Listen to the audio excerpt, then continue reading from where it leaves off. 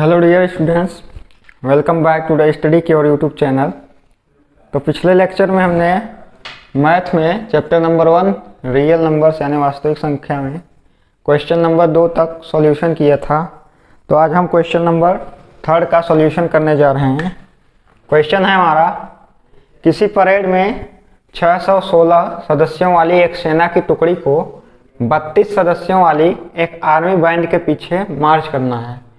दोनों समूहों को समान संख्या वाले स्तंभों में मार्च करना है। उन स्तंभों की अधिकतम संख्या क्या है जिसमें वे मार्च कर सकते हैं।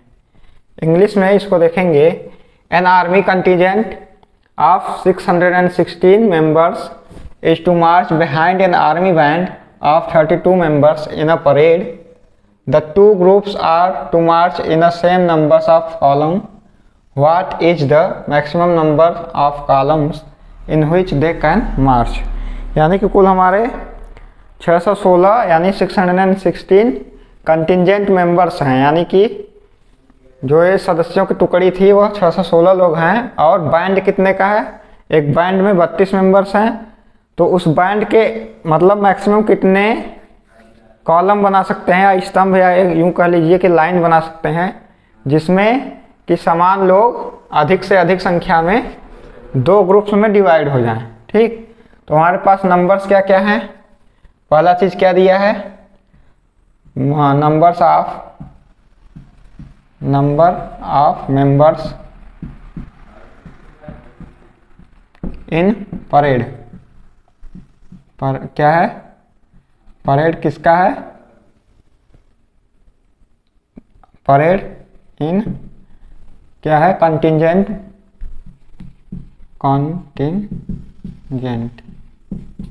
कितना है 616। ठीक, तो हिंदी में क्या लिखेंगे इसको, परेड की क्या है, सेना की टुकड़ी, सेना की टुकड़ी परेड में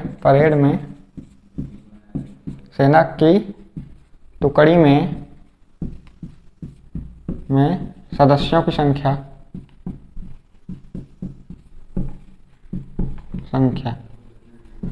ये क्या है 616 है।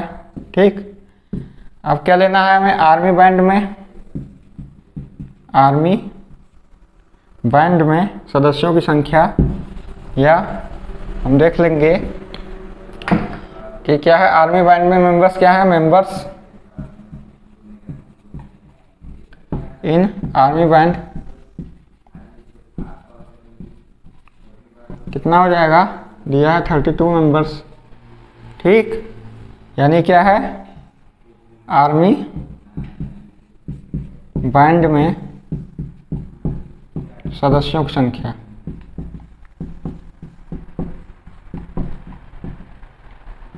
ठीक, ये हमें दिया हुआ है। पूछा क्या है, what is the maximum number of columns in which they can march. ठीक, तो दो ग्रुप्स हमें बनाना है और उसमें देखना है कि कितने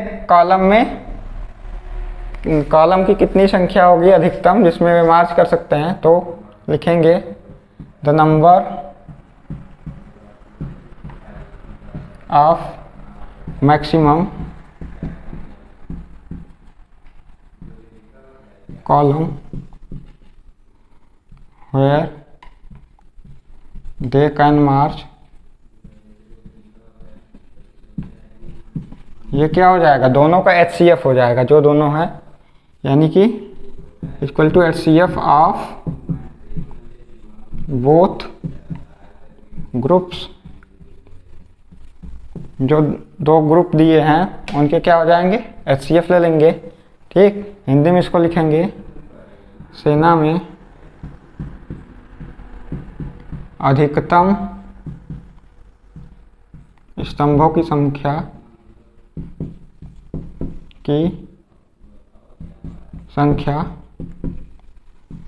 जिसमें वे मार्च कर सकते हैं।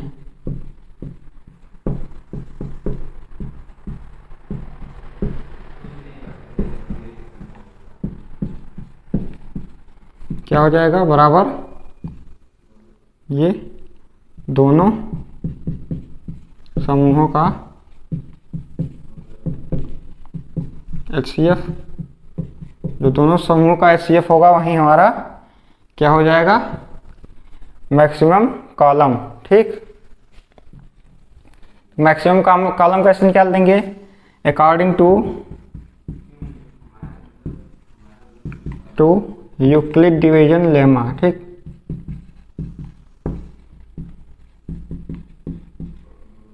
एल्गोरिथम लिख लो। एल्गोरिथम में क्या है, स्टेप होंगे। क्या हो जाता है, हमें मिलता है a equal to B Q plus R, और r की वैल्यू क्या होती है, 0 से बड़ी या इक्वल होती है और b से छोटी होती है। ठीक, तो यहाँ पे हमें HCF किसका लेना है, 616 और 32 का लेना है। ठीक, तो हमें पता है कि जो b होता है यानी डिवाइजर, वो क्या होता है, डिवाइडेंड से हमेशा छोटा होता है। तो ये क्या हो गई, ये डिवाइडेंड हो जाएगी हमारी, और ये डिवीजर हो जाएगा।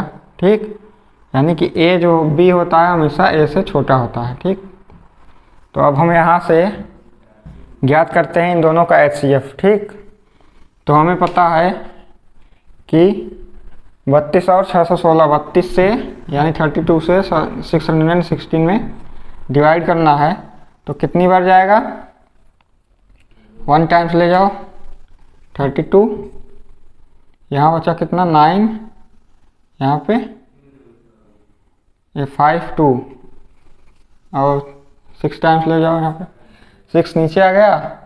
अब यहाँ पे ले जाओ 9 टाइम्स जाएगा, 3 9 27, यानी कि 9 टाइम्स ले जाओ, 2 9 जा 18, कैरी 1, 3 9 जा 27 और 8 हो गया। ठीक, तो 16 में से 8 गया 8, और यहाँ कितना बचा, 8 में से ये 8 निकला 0, यानी 8 हमारा क्या हो गया, रिमाइंडर हो गया।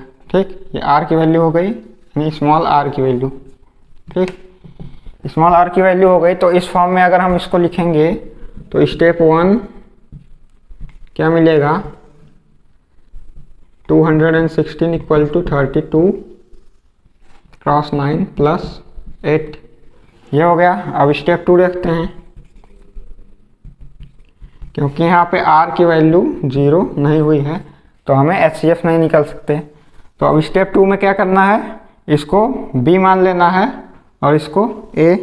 तो b की वैल्यू क्या हो गई 8, और a कितना हो गया 32, तो यहाँ पे 4 टाइम्स जाएगा, तो यहाँ पे 0 मिल गया हमें रिमाइंडर। ठीक, तो इसको हम लिख देंगे 32 is equal to 8 cross 4 plus 0। तो यहाँ r की वैल्यू यानी रिमाइंडर 0 हो गया, मतलब यहाँ पर जो वैल्यू होगी b की वो क्या हो जाएगा, HCF हो जाएगा। ठीक, ठीक, HCF हमारा b हो गया, तो उत्तर क्या हो जाएगा, ये क्या है, यूक्लिड, हिंदी मीडियम वाले लिखेंगे यूक्लिड विभाजन एल्गोरिथम के अनुसार ये हमें मिला था, ये रिलेशन। ठीक, ये इतना रिलेशन हमें मिला था। और क्या हो जाएगा, हमें निकालना क्या था, अधिकतम से नाम अधिकतम स्तंभों संख्या। तो यहाँ पे लिख देंगे maximum, the maximum number of columns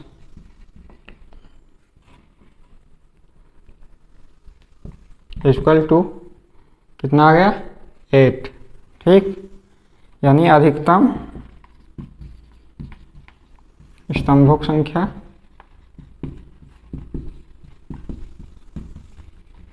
क्या आ गई, 8 आ गई। यही हमारा आंसर हो गया। ठीक, तो ये हमारा सॉल्यूशन हो गया। क्या करना था हमें, अधिकतम संख्या निकालनी थी समूहों की जिसमें वे मार्च कर सकते थे। तो अगर हमारे पास 616 और 32 मेंबर्स की एक बैंड है और इसको 2 ग्रुप्स में इस प्रकार डिवाइड करना था कि प्रत्येक ग्रुप में अधिकतम सेना आ सके यानी मार्च कर सके, तो यहाँ पर अधिकतम स्तंभों की संख्या कितनी हो जाएगी, 8, यानी 8 स्तंभ में हम 32 मेंबर्स को खड़ा कर देंगे। तो इस टाइप से हमारे परेड में यानी 2 ग्रुप में जो 2 ग्रुप दिए गए हैं इसमें मार्च कर सकते हैं आसानी से। ठीक, तो उम्मीद करते हैं आपको समझ में आया होगा।